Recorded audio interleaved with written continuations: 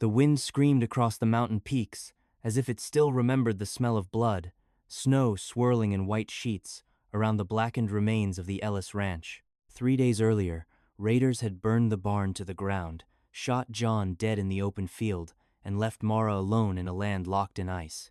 Now she stood on the porch of the ruined house, wrapped in her father's old cavalry coat, her hands gripping a Spencer rifle as if it were the last rope keeping her from falling into the abyss. She had buried her husband with her own hands. She had sworn beside the grave, the soil still damp, that no one would ever take this land from her again.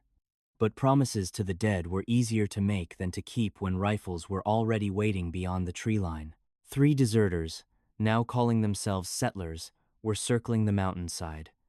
Mara knew exactly who they were and what they had done to the Oglala family in the valley beyond.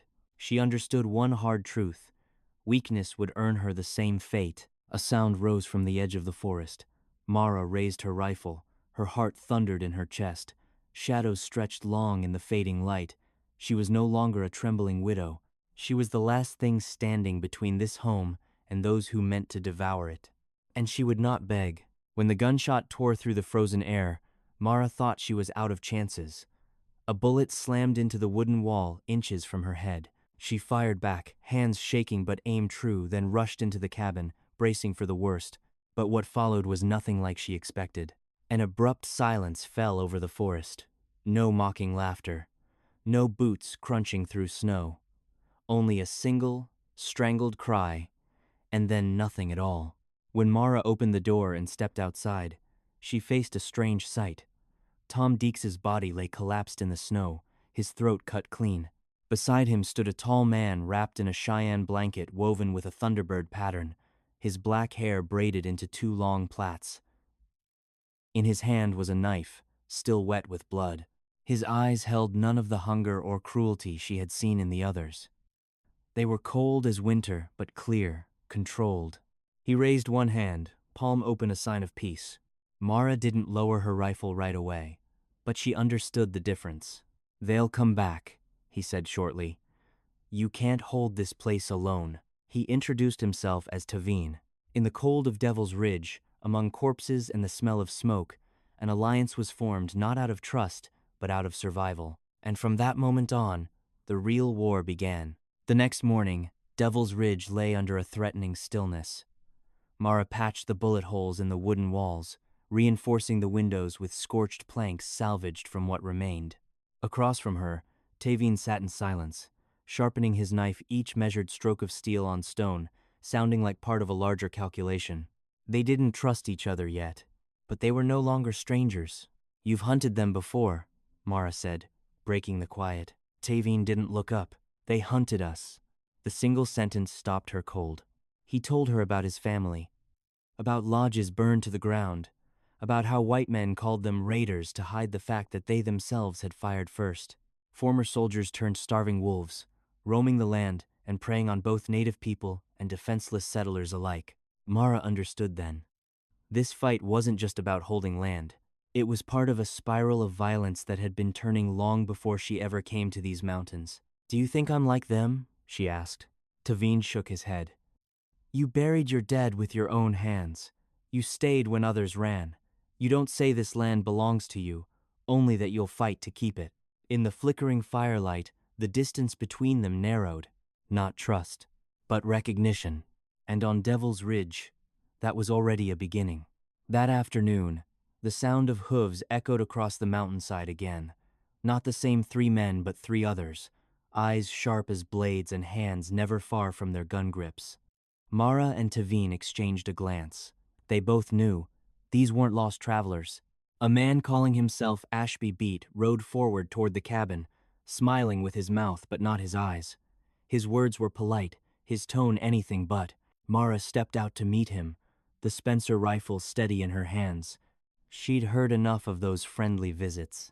From the edge of the forest, a bowstring snapped soft as a breath. Ashby didn't even have time to understand what was happening before an arrow buried itself deep in his thigh. He collapsed into the snow, screaming. The other 2 men drew their guns and fired wildly into the trees, but Tavine moved like a shadow. A second arrow dropped one of them, The last man panicked, spun his horse, and fled. Mara rushed forward, her rifle leveled at the writhing Ashby. Tavine stepped out of the trees, calm as if the wind had simply shifted. "You will live," he said coldly. "That is the punishment." They dragged Ashby to the edge of the ridge, leaving him a waterskin and a warning. If he rode hard enough, he might survive. If not, the land itself would decide his fate. That night, Mara poured 2 cups of tea. Her hands were still shaking, but her eyes were not the same. She knew one thing for certain: Ashby would return, and next time, he would bring war. They knew time was running out. Ashby wouldn't swallow the humiliation. He would come back, and not with just 2 men at his side. The dawn that morning was cold but painfully clear, as if the land itself wanted to witness what was coming. Mara and Tavine didn't talk much. They worked. Mara unearthed her father's old revolver from beneath the hearthstone, wiping away years of dust, checking each bullet one by one. Tavine shaped more arrows, retied the bowstring, then helped her set traps along the mountainside. Spike pits hidden beneath snow, snare lines buried under dead leaves, heavy logs rigged to fall at the slightest touch. They were no longer a widow and a stranger. They were the last line of defense.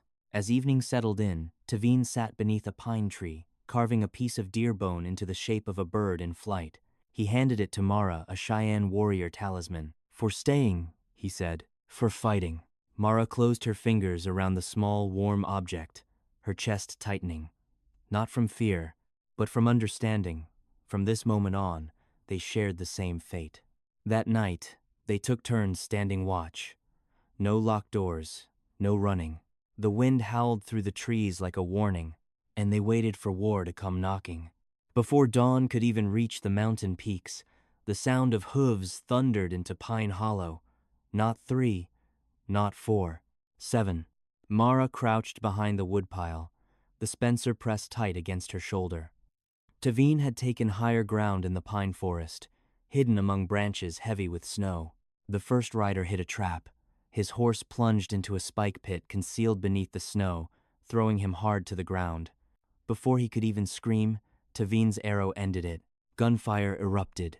Mara pulled the trigger, one clean shot, one man down. Return fire tore into the cabin walls, splintering wood into the air. Gun smoke mixed with the cold, hanging in pale, drifting ribbons. Tavine moved like a ghost shoot, vanish, reappear. 2 more attackers fell, but the rest didn't retreat. A large man with a red scarf rushed around the back of the cabin, a burning torch in his hand. Mara burst from cover and fired. Click. Empty. Death was so close, she could feel its breath. But before the torch could touch the wooden wall, Tavine's blade drove into the man's back. He collapsed into the snow. Then a rifle cracked from somewhere far off. Tavine yerked. He went down, blood spreading across the white snow. The cabin still stood, but the cost of survival was finally coming into view. The real storm arrived before dawn. Ashby returned tall and gaunt, his pale coat fluttering in the snow like a ghost. He stayed beyond easy range, shouting orders as the 2 remaining men moved to surround the cabin. Inside, Tavine was gray with blood loss. The bullet that had torn through his side still seeped red through the makeshift bandage. Mara knelt beside him, gripping her father's revolver. 2 bullets left. "Come out, widow," Ashby called, his voice dripping with mockery. "I'll give you a clean death." Mara answered with a shot. The bullet grazed past him close enough to make him laugh out loud. Without waiting, she burst through the back door, rolled into the snow, and fired again. 1 man dropped instantly, but Ashby was faster than she expected. His shot tore through Mara's shoulder, pain flaring like fire. She went down. Ashby stepped closer, leveling his gun at her head. "You should have known your place." A bowstring snapped. Tavine's arrow sank deep into Ashby's thigh. Wounded but still moving, Tavine lunged forward, knife in hand. The 2 men crashed together in the snow, blood spilling into the cold white ground. Ashby broke free and raised his gun one last time. Mara lifted the revolver with her trembling arm. The final shot. The bullet struck just beneath his eye. Ashby fell. The mountainside sank into silence. When the last gunshot faded into the pine forest, Pine Hollow returned to a stillness that felt almost unreal. Birds began to sing again, cautiously. The wind stirred the snow. letting it drift softly onto blood that was still warm. Ashby lay motionless in the open, eyes wide, staring up at the gray sky. Mara leaned against the cabin wall, her shoulder tightly wrapped with a strip torn from her mother's old blanket. Every breath sent fire racing down her arm, but she stayed upright. She did not collapse. She did not cry. Across the dying fire, Tavine rested against the wooden wall, his face pale but his eyes clear. He refused to lie down, as if closing them for too long might let winter claim him. For a long while, neither of them spoke. The fighting was over, but its weight still hung in the air, thick and heavy, like gun smoke. "You saved me," Mara said quietly. Tavine shook his head slowly. "We saved each other. Actually sevened." She looked down at her hands, dirty, smeared with blood, no longer the hands of a woman who once only tended gardens and cooked meals. She had never wanted to kill anyone, but today she had. "It's never easy," Tavine said, as if reading her thoughts. "But you don't have to carry it alone." In the fading firelight, something shifted. They were no longer just allies. They were two survivors, bound by the same memory and sharing the same fragile hold on life. The next morning, they buried the fallen at the edge of the forest, where the ground was still soft beneath the melting snow. There were no prayers for Ashby, only silence and the heavy sound of earth falling. Mara stood quietly before the two fresh graves, her hand still wrapped in bandages. The pain in her shoulder reminded her how close she had come to losing everything. But the cabin still stood, the fire still burned, and Tavine was still there. He stood a few steps away, eyes fixed on the mountains like someone who hadn't yet decided where he belonged. One foot still in the deep forest, the other hesitating at the threshold. "Where will you go?" Mara asked softly. Tavine shrugged. "No one is waiting for me. There's no name I want to carry anymore." The answer wasn't sad, just honest. Mara took a deep breath, her heart pounding harder than it had when she faced a gun barrel. "You could stay." I cored down. The words came out before she could stop herself. "The land is still good. The cabin is standing. And I don't want to be alone anymore." Tavine looked at her for a long moment, not like a warrior weighing another fight, but like a man considering a home. At last, he nodded. "Then I'll stay." There were no vows, no ceremony, just two people choosing not to walk away from each other. And that was already a beginning. Winter slowly withdrew from Devil's Ridge. Snow melted into narrow streams, slipping through cracks in the stone, whispering like a belated forgiveness. The cabin was no longer a fortress. It was a home again. Mara stood in the small garden behind it, turning the soil with her father's old shovel. Her shoulder still ached when the weather shifted, but each thrust of the blade was steadier than the last. Nearby, Tavine chopped wood, his stride still carrying a slight limp, yet his eyes no longer held the look of a man without direction. They had buried their enemies. They had mended the walls. Now they were planting seeds. A young horse Mara had rescued from the frozen fields ran circles around the yard, whinnying as if to prove that life always finds its way back. There were no gunshots now. No flames. Only soil, sweat, and hope. "Ready to be a farmer?" Mara asked. Tavine tilted his head, a smile forming still unfamiliar, but warm. "As long as there's someone worth staying for." They knelt and planted the first seeds in ground that had once been soaked with blood. Not to forget the past, but to move beyond it. Because sometimes the greatest victory isn't surviving the war. It's daring to build peace afterward. If you believe in stories of resilience and love taking root in the ashes, leave a comment and follow to see the next chapters of this journey.